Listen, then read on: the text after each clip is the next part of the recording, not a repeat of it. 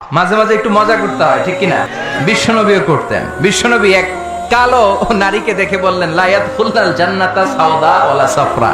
কি নবী ছিলেন আমার! Sense of humour, sense of humour, sense of fun, sense of kidding. কি সুন্দর দুষ্টামি করতেন। বিশ্বনবী এক কালো মহিলাকে দেখে বললেন, কোন কালো নারী তো জান্নাতে যাবে না। মহিলা কান্না শুরু করে দিল, বলল, নবী এটা কোনো কথা হইল নাকি? জান্নাতে যাবো না কেন? কালা কি আমি হইছি নাকি? কালা আমারে বানাইছে কে? আবার ধলা আমনেরে বানাইছে কে? তিনি বানিয়েছে, তো আমার দোষ কি?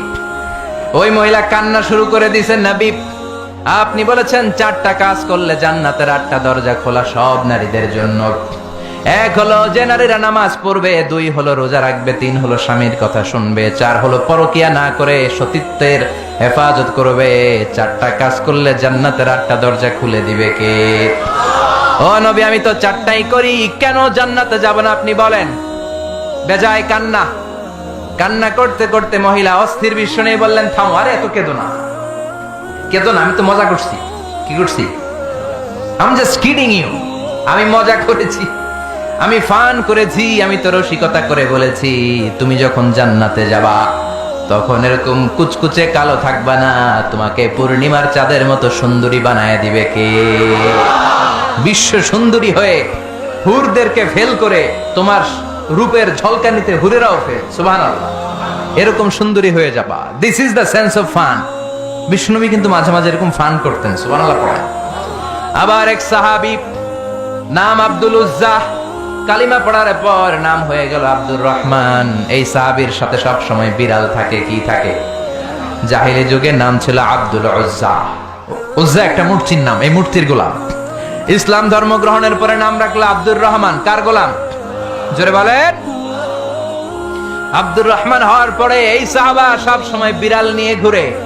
মসজিদে আসলেও কাঁধে বিড়াল, মাঝে মাঝে জামার আস্তিনের ভিতরে বিড়াল, মাঝে মাঝে পকেটে বিড়াল লইয়া নামাজ পড়ে। সুবহানাল্লাহ কোন।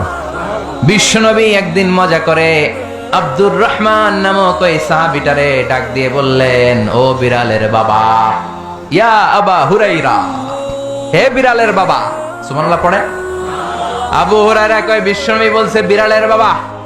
আমার নবী যদিও মজা করে ভালোবাসা থেকে আমার নাম দিয়েছে বিড়ালের বাপ, আজকে থেকে কেউ আমার আব্দুর রহমান ডাকবি না, মরার আগের দিন পর্যন্ত আমি থাকবো বিড়ালের বাপ। বিড়ালের বাপ আমি। কিসের বাপ? সুবহানাল্লাহ, কি ভালোবাসতো সাহাবারা। আবার বিশ্বনবী এক সফরে গেলেন, এক ইহুদির বাচ্চা ছোট্ট এক সাহাবী আজান দিচ্ছেন, আল্লাহু আকবার, আল্লাহু আকবার, আল্লাহু আকবার, আল্লাহু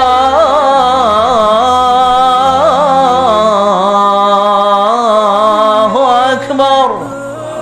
এক সাহাবী সফরের মাঝখানে আজান দিচ্ছেন, তো ইহুদিটা পেছন থেকে মুখ ব্যাঙ্গাচ্ছে। ব্যঙ্গ করে না অনেকে? একজন যে কথাটা বললেন এটা একটু ঘুরায় বললে এটা কি বলে? ব্যঙ্গ করা। বাংলাদেশে কি বলেন এটা? এখানে কি বলেন? ঠেসারায়।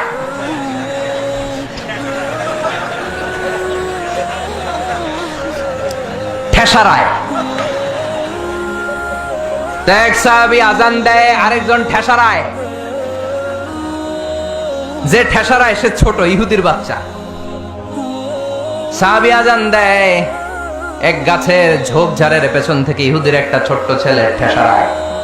বিষ্ণুই বললেন, এটারে ধর। 2 সাহাবী ছোট্ট বাচ্চাটারে ধরে আনলেন।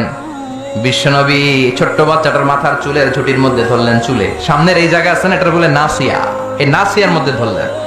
বিষ্ণুই বললেন, নাম কি? কি করস? ঠেসারাইলি কেন? ছোট্ট ছেলে বলে, মাফ করে দেন। বিশ্বনবী বললেন, না, তোর মাফ নাই, যেহেতু তুই ঠেসারাইলি। আমার সাহাবী যেমন আজান দিছে তুইও দে। কয় আমি দিব না। কয় তুই দিবি না, তোর বাপে দিব, দে। ঠেসারাইলি কেন? এবার বিশ্বনবীও ছাড়ে না, ভয়ের চোটে ওই ছোট্ট ইহুদির বাচ্চা আজান দিচ্ছে, আল্লাহু আকবার, আল্লাহু আকবার, আল্লাহু আকবার, আল্লাহু আকবার, আশহাদু আল্লা ইলাহা ইল্লাল্লাহ, আশহাদু আল্লা ইলাহা ইল্লাল্লাহ। এরপর আর পড়ে না। এরপরে আর, কারণ ইহুদিরাও আল্লাহরে মানে কিন্তু নবীরে মানে না। কারণ এরপরে আছে আশহাদু আন্না মুহাম্মাদার রাসূলুল্লাহ সাল্লাল্লাহু। বিশ্বনবী আবার মাথার চুল ধরে টান দিলেন, ক ঠেসারাইলি কেন? ইহুদির ছোট্ট ছেলেটা এবার বয়ের সুরকে আমার মাইরা ফালাইবো। বয়ের চড়ে এবার আশহাদু আন্না মুহাম্মাদার রাসূলুল্লাহ সুবহানাল্লাহ পড়ে। এটা ছিল এই ছেলেটা ইহুদি থাকার কথা ছোট্টবেলায় মদিনায় যখন বিশ্বনবী গেলেন। এরপরে শেষ জীবনে সে কালিমা পড়ে মুসলমান হয়েছে।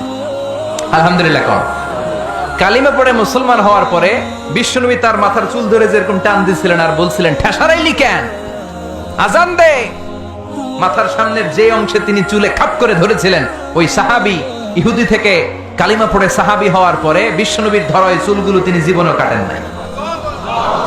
এই সাহাবী ডান দিক দিয়ে চুল কাটে, বাম দিক দিয়ে কাটে, পেছন দিয়ে কাটে, সামনের চুল কাটে না। সামনের চুল বড় হতে হতে মহিলাদের মতো এত বড়, পেছনে কোনো চুল নাই, ডানে বায়ে চুল নাই, চুলগুলো পেঁচিয়ে মাঝখানে রাখে আর পাগড়ি পড়ে।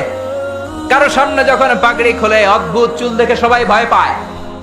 সবাই বলে, ও সাহাবী, ঘটনা কি, তোমার মাথার সামনের চুল বড় কেন? এটার কারণ হলো আমি নবীর সাহাবীরে ঠেসারাইছিলাম। কি করছিলাম?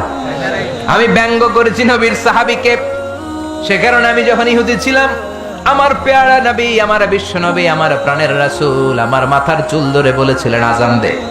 আমার নবীর বরকতময় হাত আমার মাথার যেই চুলের মধ্যে লেগেছে, মরার আগের দিন পর্যন্ত আমি চাই ওই চুলটা নিয়ে আমি কবরে যাব। এই চুল আমি কাটবো না, এটা আমি রেখে দেবো। সুবহানাল্লাহ পড়ে।